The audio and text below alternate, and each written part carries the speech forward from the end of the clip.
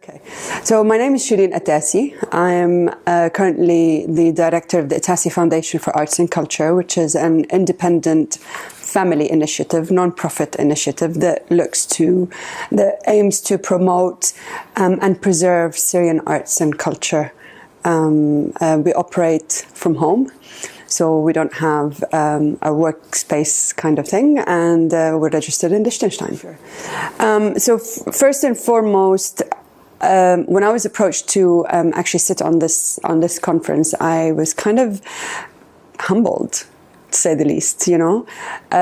My main message was to go through my journey from an MBA student back in 1998. The world was quite different. We had Bill Clinton as a president. It was the Titanic. I remember I was at college and Titanic came out and everyone wanted to go and see it. So the world was very, very different 20 years ago. And I, as a person, was profoundly very different. So after going to business school, it took me quite some time to actually make a detour in 2015 to actually leave my corporate life and join a non-profit social entrepreneurship initiative that my mom and dad started. It definitely has helped me in many ways. So other than giving me the functional knowledge, but it also opened up my eyes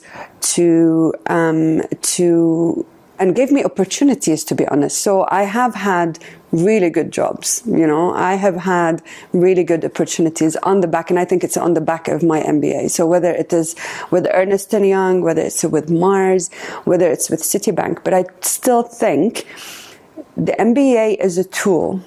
If not used properly, you're not likely to move forward. Knowledge, just like with any a field of knowledge, you need to continue working on it. It's not, you do not graduate from business school thinking, oh, I know it all. No. You need to work on it. And whether it's 10, 20, 50 years on, you still need to update your knowledge and your set of skills.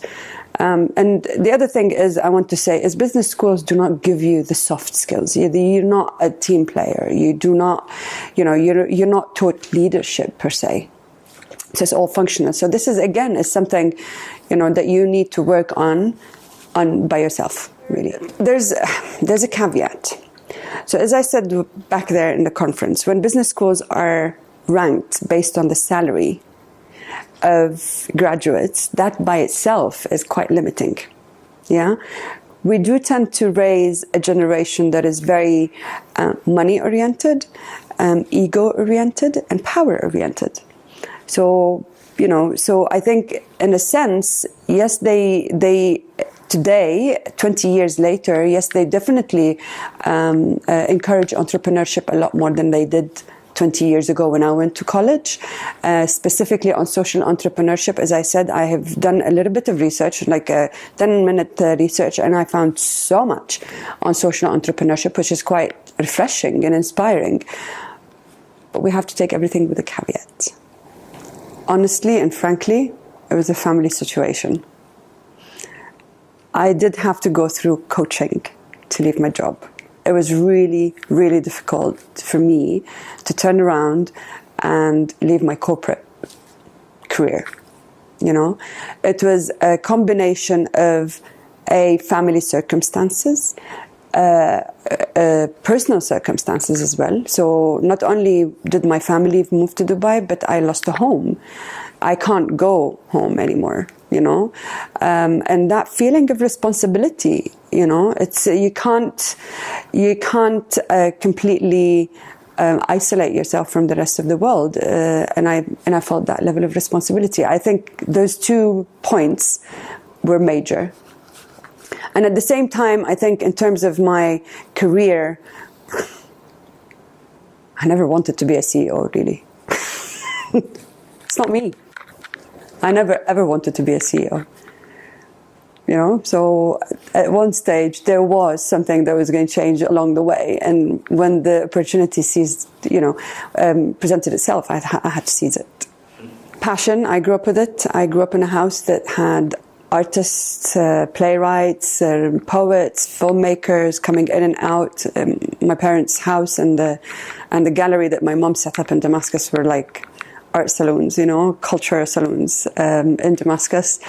So I grew up with it, and it has been a passion all the way. But having said that, it was a subconscious decision back then that I did not want to get, and this is something I didn't allude to in the presentation, but this is something that I was very careful not to get myself into, because I needed to tick boxes on my own away from my mum's business and my dad's business. So my dad is in a completely different domain, but I needed to tick boxes on my own. And I think the MBA, when I was on stage and I said, I went trying to find myself, really? I went to try and find myself. Did I find myself? Maybe, maybe not, but it's a process. It brings people together. You forget that I'm Syrian and he's Chinese. You forget that he's Italian and the rest is French. Food brings people together, and arts and culture does exactly the same thing. It is, after all, we have one earth. Yeah, and it is our responsibility to make sure that we're able to reconnect with each other, especially in a world this crazy, and it's almost mandatory that we do something on the arts and culture stage. For me, it is also, and especially because of what Syria is going through, it's more therapeutic as well. So I'm not doing it, and I wanted to say that actually, also forgot. I'm not doing it because I'm selfless. I'm doing it because I'm selfish. It's my salvation. Yes. I think there's two main things. On the arts and culture side, Syria is not known for its modern art. Let's put it this way. But there's a lot. Yeah. You find very few people doing their research on Syrian art and culture, even though there's a lot to study. So one of the things that we are very focused on is not just organizing exhibitions and cooperating with museums, but it's also actually commissioning research, working on the knowledge building.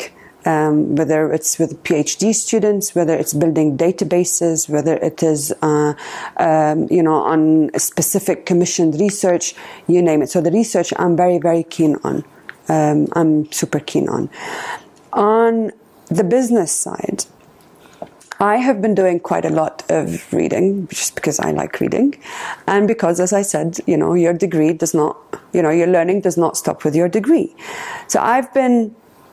when you talk about the economy, the economic impact of arts and culture, you're talking big numbers. I've just come back from Venice for the Biennale, which takes place every 2 years between May and it closes in November. Last round, 2015, the number of visitors to Venice for the Biennale, apart from the other tourists, was 500,000 people. They're staying in hotels, they're eating in restaurants, they're doing their shopping, they're using the gondolas. Economic impact is marvelous. So I think from that perspective, again, we all have a responsibility to build that awareness as well. Okay, I think so. I would do it, but I would do it in something different. Now, Imperial College was absolutely amazing. Yeah, it was one of the richest years of my life on every level. I met my husband when I was doing my MBA, by the way, but that's separate. I would do it, but mind you, the MBA I did was very mainstream, so it was very generic, right? I would do it in something a lot more specialized. Again, I talk about social entrepreneurship, because the struggles of social entrepreneurship, even though the challenges, even though they're very similar to normal entrepreneurship, but you go a step further, because the funding is not just out of selling. You do not sell.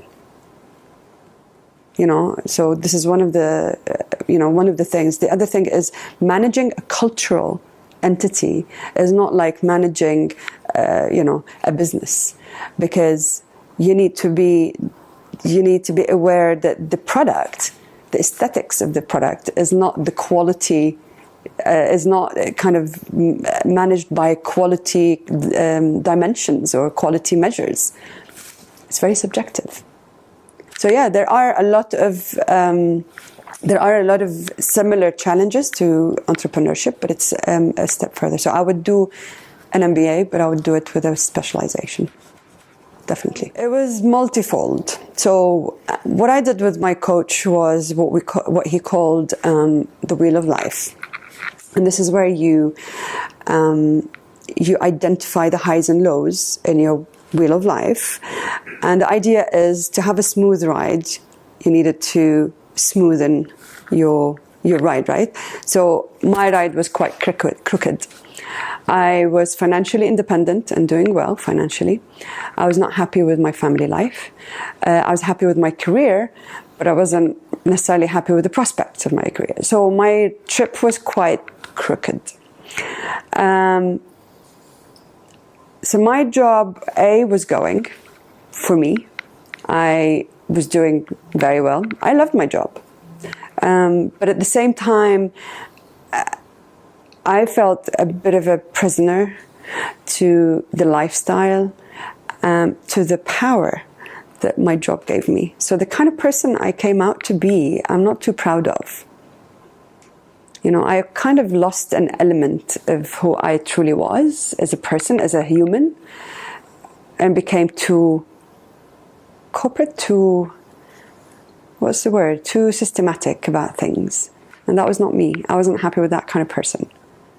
So for me to identify that fact and to actually act on it was quite difficult. So it was my comfort zone. It was it was what I knew best. So yeah, I had to take a leap into the unknown. And I feel very, very happy that I have. I truly enjoyed listening to the points that people were making. So everyone is thinking, everyone is posing questions, which is incredible. I've not had a lot of chances before to speak to deans of business schools. I was lectured by them normally, but no, I haven't spoken to them. And I think it's amazing. I did not know that the accreditation business was so big. I had no idea that business schools had their, amazing.